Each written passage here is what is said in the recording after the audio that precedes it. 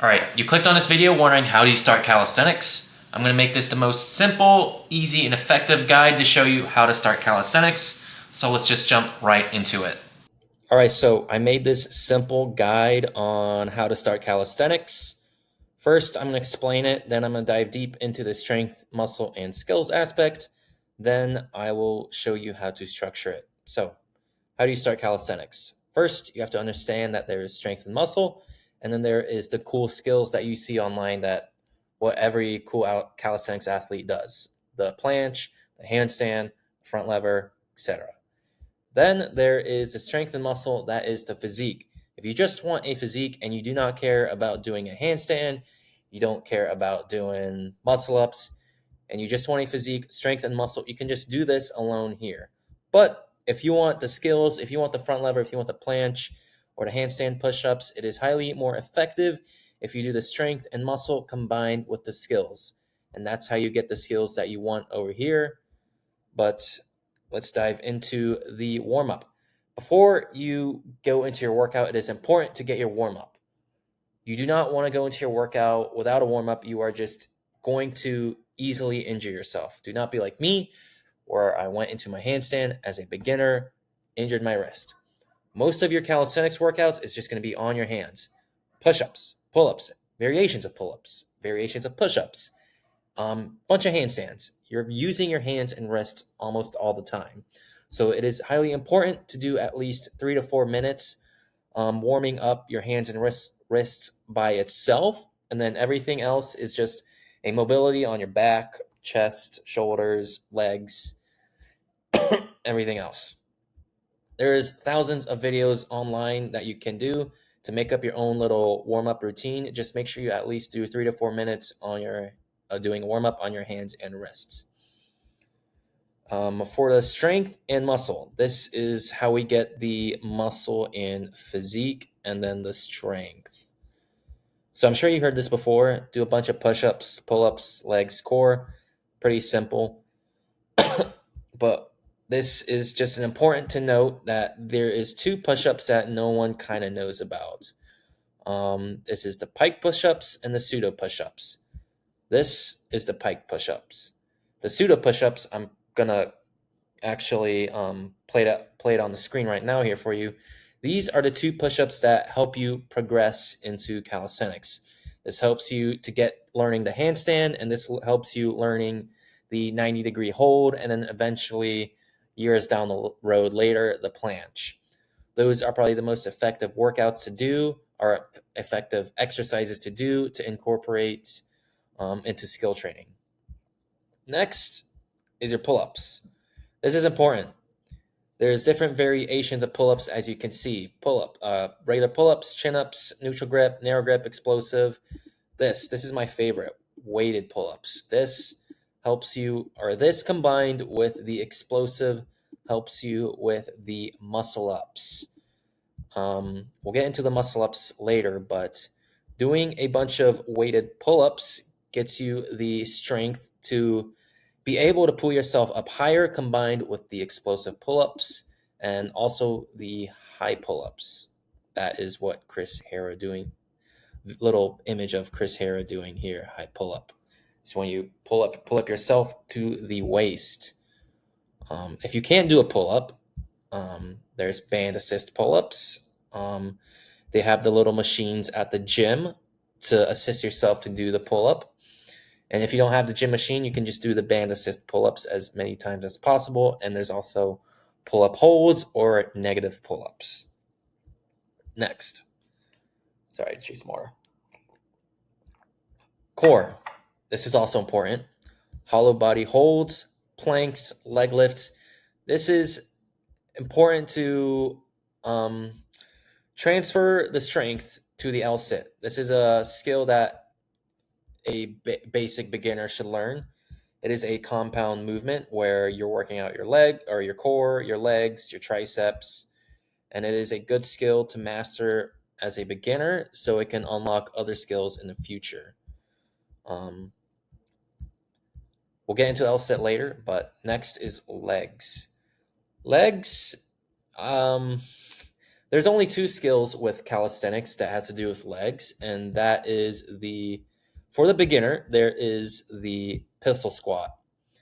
Essentially, how do you do a pistol squat? These are the only two exercises I could only recommend. Is the assisted, and then there's the one where you go on the box.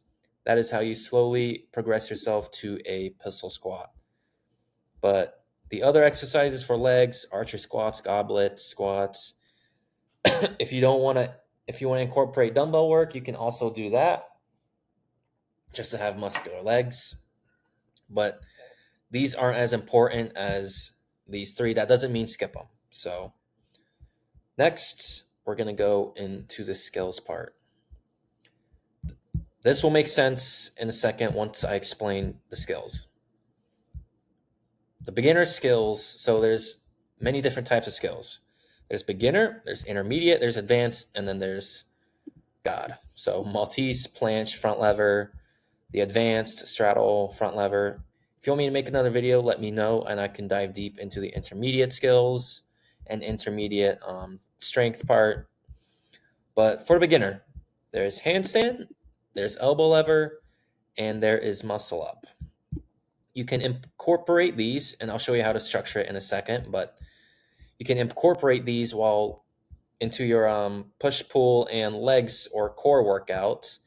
And the way the strength helps with the skills is, for example, frog stand, you're going to want to be able to do pike push-ups to learn the frog stand. You need pike push-ups shoulder strength in order to hold a frog stand. So there is progressions to handstand. There's the frog stand. There's the tuck bent arm handstand, single leg and the bent arm, and then that eventually leads to the handstand. Now there is different variations of workouts. That's on my Instagram reel to show you how to do a handstand, little exercise in between for you to progress from each handstand to the next. Elbow lever. I didn't include any pictures just because this is a very basic and easy exercise. It requires honestly, no training at all. I think once you get into a month of doing these, this is a very easy skill just to unlock if you just do at least a month of doing push-ups, pull-ups, and the body weight squats. Next, muscle up. Band assist muscle up, negative muscle ups. How do you do a muscle up? This is my favorite, the banded muscle up. And if you can't do a banded muscle up, you do at least 10 pull-ups for you in order to try and get the banded muscle up. Then you can try and start getting into the banded muscle up or the negative muscle up. And then also there is the L-sit. This is a good skill to add into your core workouts. A little progression to get to the L-sit is the assisted L-sit hold. This is where you just basically hold yourself, hold an L-sit while the floor is the assist. And then I kind of included both in this picture because scapular lifts is just the same thing as an assisted L-sit hold. You're essentially pressing yourself up into an L-sit, but your feet are still assisted. So you're just doing scapular lifts here. Okay, so how do you structure your workouts? So I got a simple plan out here for you. You do two push days, two pull days, one leg day, and then the sixth day is optional. You can just keep learning on how to handstand or elbow lever, or I wouldn't recommend the muscle up because you just did the muscle up prior the day before. If you would want to learn a muscle up, or you want to keep learning muscle ups, you do it on the day after because you're resting your back. So first, you want to do at least 5 to 10 minutes warming up on your workout days, and then you second want to get into your skills. This is important. Do not do your push or pull exercises before your skills. You're going to be too burnt out for you to try and master the frog stand, headstand, or the handstand, or the muscle up. So learn the skills first, and then you go into your push and pull exercises.